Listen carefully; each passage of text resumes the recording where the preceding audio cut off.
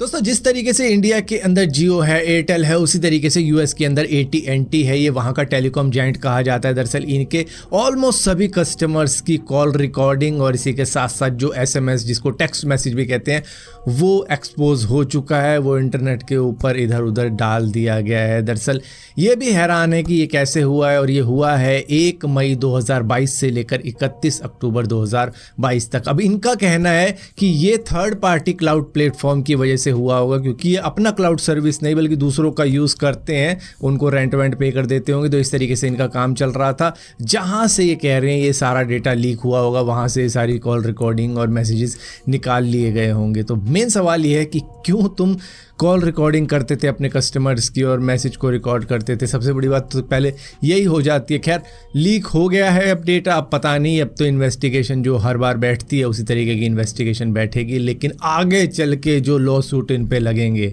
वो तो अनइमेजिनेबल है कि मतलब कितना पे करेंगे उन कस्टमर्स को जिनका डेटा लीक हुआ है। क्योंकि अगर आपको याद हो एप्पल का, जिनको एप्पल ने अपडेट दे दी थी ना एप्पल को स्लो करने की, उनको ये अब तक देते आ रहे हैं $100 मतलब इन टोटल पूरे स्टेट को मिलियंस में कह दिया था कि भैया इतने रुपए अब जिसके हिस्से में जितना आता वो पे कर देना।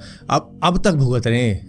कभी टेक्सास को देते हैं, कभी एरिजोना को देते हैं, कभी किसी और स्टेट को देते हैं, मतलब हर स्टेट में अलग अलग फाइट लड़ रहे हैं।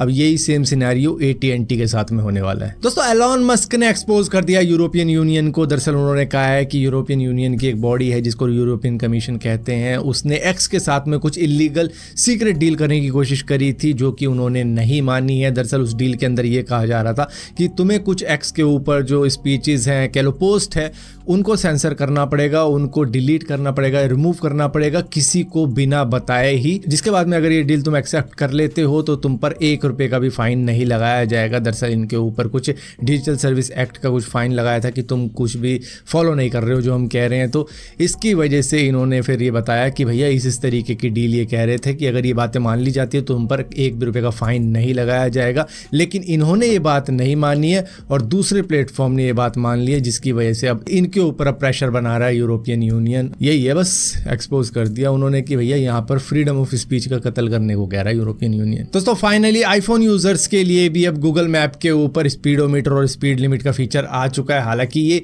2019 में एंड्रॉयड यूजर्स के लिए भी आ चुका था और तब से लेकर अब तक हम यूज कर रहे थे, मतलब पूरे 5 साल हमने यूज किया और अब जाके आईफोन यूजर्स के लिए आए। तो चलो कुछ तो चीज है जो कि iOS के ऊपर पहले नहीं आई, पहले एंड्रॉयड के ऊपर आई। और क्यों आई? क्योंकि भैया गूगल का ही तो एंड्रॉयड। दोस्तों चाइनीज ड्रोन मेकर DJI ने कमाल करके दिखाया है। दरअसल इन्होंने अपने DJI Mavic 3 Pro से माउंट एवरेस्ट को क्लाइम करके दिखा दिया है। दरअसल ये नेपाल साइड से क्लाइम किया। हालांकि लोग कह रहे हैं कि नहीं भाई चाइनीज साइड से भी क्लाइम करके दिखाना चाहिए था तुमको, लेकिन फिर भी नेपाल साइड से भी क्लाइम करना काफ़ी ज़्यादा टफ रहता है। मतलब पहले base camp, Khumbu glacier, base camp 1, 2, 3 इस तरीके से क्लाइम करता करता सीधा माउंट एवरेस्ट पे पहुंच गया, जो कि आसान बात नहीं है एक छोटे से ड्रोन के लिए। मतलब उस एल्टीट्यूड पे जहाँ पर अच्छे खासे हेलीकॉप्टर भी नहीं उड़ पाते, मतलब उनको भी दिक्कतें आ जाती हैं। क्योंकि आपको पता होगा माउंट एवरेस्ट के ऊपर कितनी डेड बॉडीज़ हैं, उनको रिकवर नहीं किया जा सकता। लेकिन फिर भी ये छोटा सा ड्रोन जिस तरीके से वहाँ पर उड़ा है, मतलब 8,848 मीटर के एल्टीट्यूड पे जहाँ पर थिन एयर रहती है, वहाँ पर ये अपना जलवा दिखा के गया है कि मैं इतना ऊंचा भी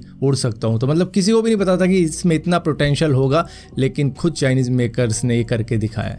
अब लोग कह रहे हैं अब चाइनीज साइड से भी करके दिखाओ। दोस्तों बांग्लादेश की prime minister Sheikh Hasina China visit पर गई थी और पूरे 1 वीक का ये ट्रिप था, लेकिन वो पहले ही आ गई। मुश्किल से शायद 2-3 दिन ही वहां पर रुकी थी। हालांकि उनका एयरपोर्ट पे बहुत ही अच्छा स्वागत हुआ, रेड कारपेट बिछाया गया उनके लिए। और इस ट्रिप के अंदर इन्होंने करीबन 21 एग्रीमेंट साइन किए हैं चाइना के साथ में, जो कि कुछ स्ट्रेटेजिक पार्टनर के रूप में किया है, कुछ कंप्रहेंसिव स्ट्रेटेजिक कोऑपरेटिव पार्टनरशिप हुई है। यहाँ पर चाइना ने दबा के इनको लोन दिया है, लेकिन इनको चाहिए था कुछ फ्री लोन और कुछ अच्छा खासा मोटा लोन चाहिए था। मतलब ये डिमांड कर रहे थे करीबन 5 बिलियन के लोन की, लेकिन इनको सिर्फ 100 मिलियन का लोन दिया चाइना ने, जिसकी वजह से इनका वहाँ से मन उठ गया। और उसके बाद में इन्होंने तय किया कि अब मुझे और चाइना में नहीं रहना है, क्योंकि इनके जाने का मोटिव ये था कि इनको 5 बिलियन का लोन असिस्टेंस चाहिए था। लेकिन इनको वहां पर पहुंच के ये पता लगा कि इनको सिर्फ 100 मिलियन का ही लोन मिल सकता है, जिसके बाद में इनकी उम्मीदें टूटी और इसी वजह से यहाँ पर इनको अपनी ये ट्रिप कैंसिल करके वापस ढाका आना पड़ गया। वो बात है ना कि बेगर्स कांट बी चूजर्स, तो वही सेम चीज़ यहाँ पर लागू हुई कि मतलब ये लोन मांगने गई थी, लेकिन वहाँ पर उतनी इज्जत नहीं हुई, जिसके बाद में इनको वापस आना पड़ा।